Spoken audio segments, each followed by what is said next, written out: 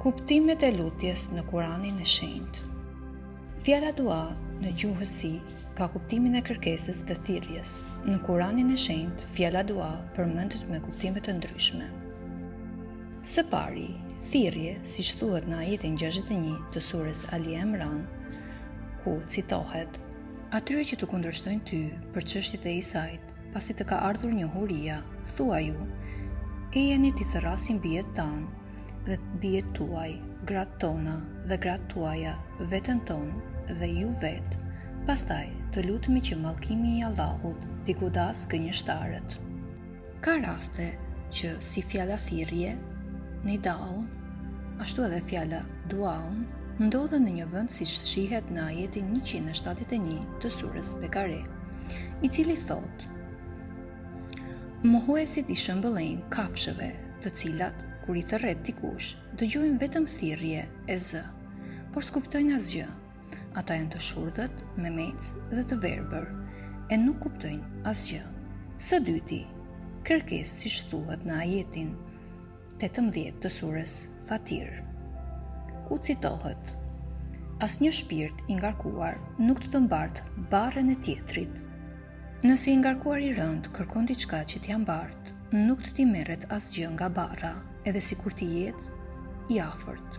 Në të vërtetë, t'i parlamron vetëm ata që i friksohen Zotit të tyre në fshehtësi dhe që i falen namazin.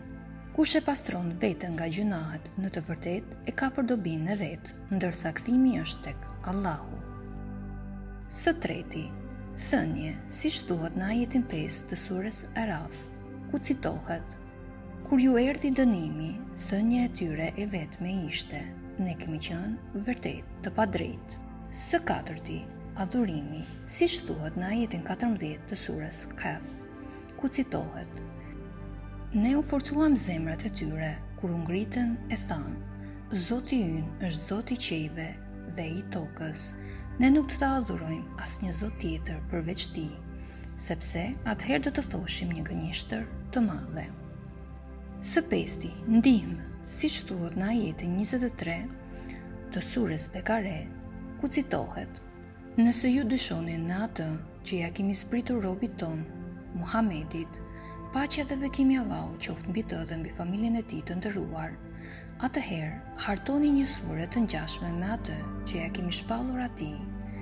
Thirrni në ndihmë edhe dëshmitarët tuaj që i adhuroni në vend të Allahut, nëse jeni të vërtetë."